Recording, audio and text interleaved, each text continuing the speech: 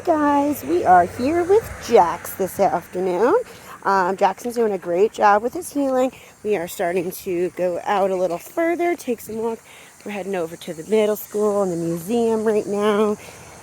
So as you can see, we're continuing using the transitional, especially when we are in high distracting settings. This is the first time we've gone this route together, so we want to make sure that he's really focused.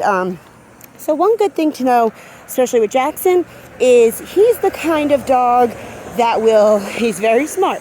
He will figure out what pace we're going and stick with that pace. But just because your dog is walking the same speed as you does not necessarily mean that they are heeling with you. So heeling means walk with me at my pace. It's a moving command that means focus on me and pay attention to me regardless of what we're doing. And where we are. So when I start moving and he keeps my pace, he might be keeping my pace, but you'll see if I make,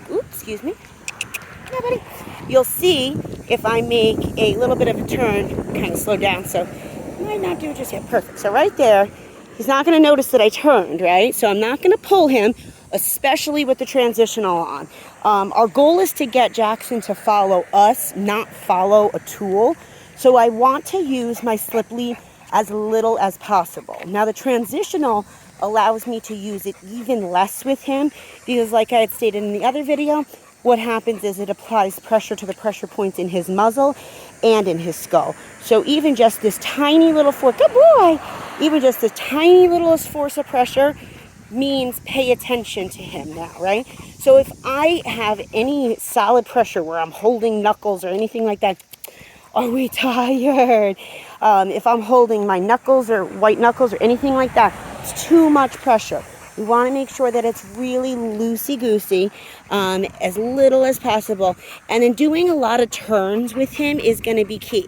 We have to make sure that he's following us, keeping up with us, and paying attention to you as a handler, not just going your pace. Because like I said, he's figured out how to not let pressure turn on with the slip lead just by staying with me. But again, that doesn't necessarily mean he's following me. Heel. So right there when we start moving, a good thing, a lot of times people want to pull their dog right when we get going. We can't let him know that pressure means stop and pressure means go.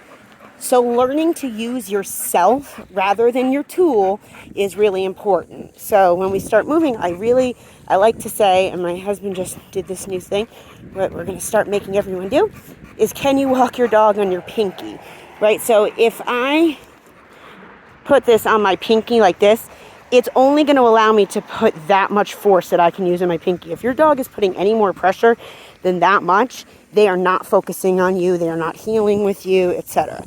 Right? So, can you walk your dog on your pinky? This is perfect.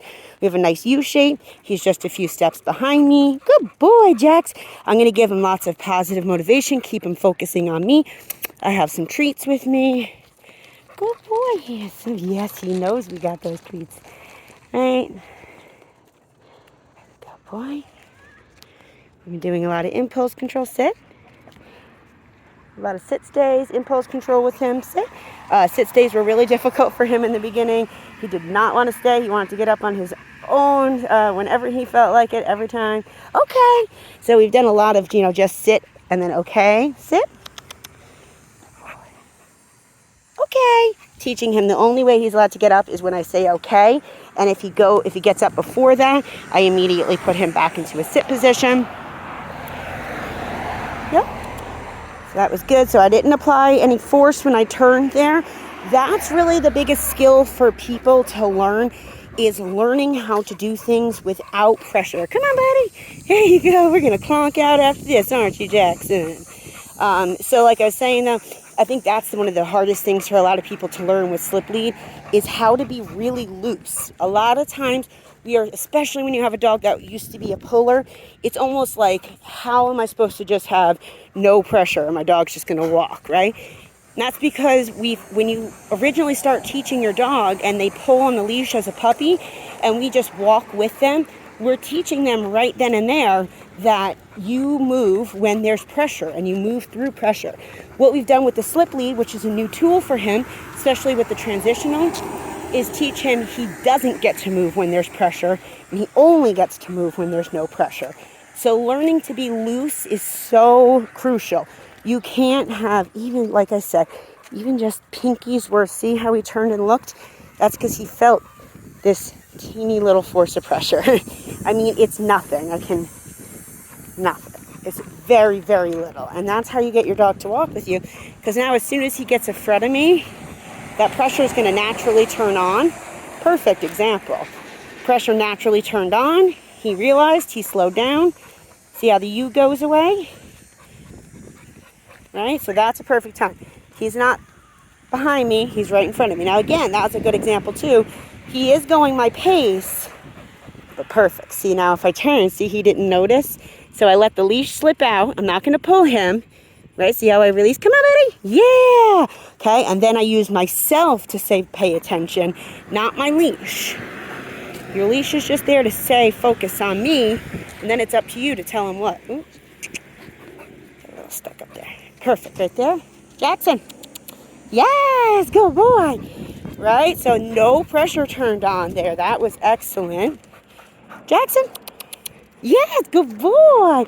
So this is perfect example of why I was starting this video, is to show you that he may be going your pace, but that does not mean he's focused on you, right? So that much pressure, he put too much force, and I don't know if I saw it on the video or not, but his head wigs back and forth.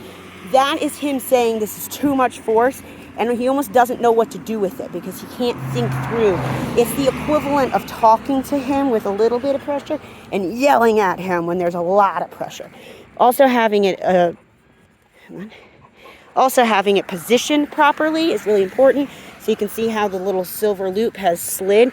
We want it in the middle of his head. So the easiest thing to do is to slide both of these at the same time. It's a little tricky with the camera. Ooh, yeah. There we go. So I just slide them both, his neck and his muzzle, the same way at the same time. That way it doesn't get all caught up on his jowls right here. Jaxon, come on, buddy. So right there, again, I used his name to get his attention, just by a little clicking noise to get him to realize we're moving. A lot of this is just getting your dog to focus on you. Now again, as I've said in other videos, I really am big on, if you can get your dog to do a good heel with you, you can get them to do so much with you, because this is learning a communication system and move with me, which is, the key to all of dog training is, follow your handler. But if you don't lead your dog, they have to take the lead. They don't have anyone to follow. So there you go, guys. Jaxon's doing fantastic.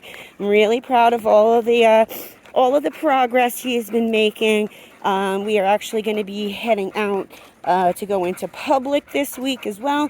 Hoping to get started on that even today if possible. Probably just go to the Home Depot parking lot and work in just the parking lot today.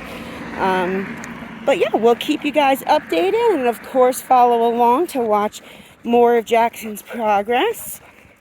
And I hope everyone had a great weekend. We'll see you soon. Bye, Jaxon.